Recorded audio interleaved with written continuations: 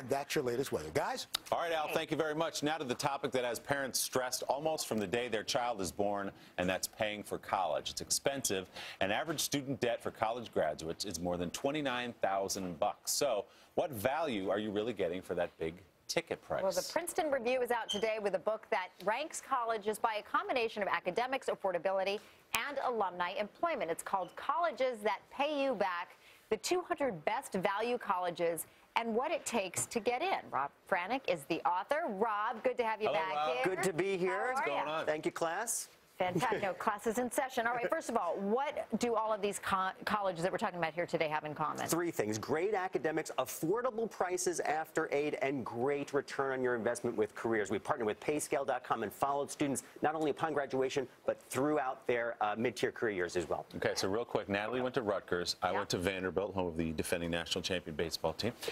How are those values? Both in the book did really well. Okay. You know I love a Jersey school, Natalie, and Rutgers is I like to hear that. Actually, a student said it best when she said that she feels like she's getting an Ivy League education with an in-state sticker price I think that was me that said that. Pretty good. They should put that in the journal. Yes. All right, let's on your hop into great campus as well on Saturday, too. Let's look at the top 5 colleges that pay you back. Yep. What are they?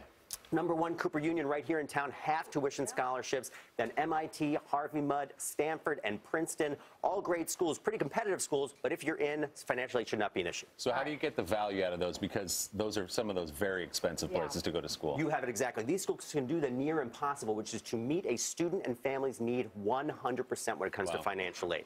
Okay, let's break it down further. Let's talk about Vassar. It's the #1 school for financial aid. For good reason. Now, Vassar's a pretty competitive school. 24% admit rate, 2,400 students undergrad, but $57 million in aid overall for students just this past year. Okay, how about Vassar? Obviously very selective. Bryn Mawr, great school, but a little bit higher acceptance rate. Exactly. 40% admit rate at Bryn Mawr. Awesome schools. 1,300 students, $21 million in aid given out this past year.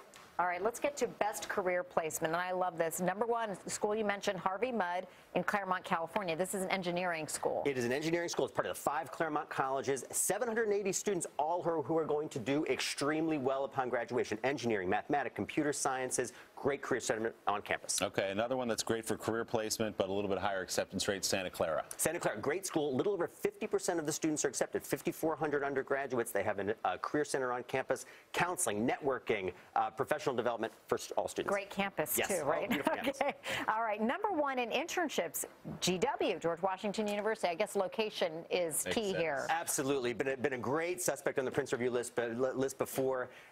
GW students have more interns in Washington than any other school, and it is a fabulous place to go to school and certainly competitive academically. Okay, another one that might not immediately leap to mind for best internships, but is great, is the University of Dayton. But one of my personal favorites is the Prince Review, University of Dayton. 5,400 kids are letting in more than 50% of their student population. They have an Institute of Dayton for research and internships, cooperative learning, internships, experiential learning. Awesome place. Now, many people know that when it comes to getting those first jobs, often it's who you know, your network. So let's get to the alumni networks. The #1 school for alumni is Clemson University. And so deservedly so. Connecting there. It is a great school, 16,000 undergraduates.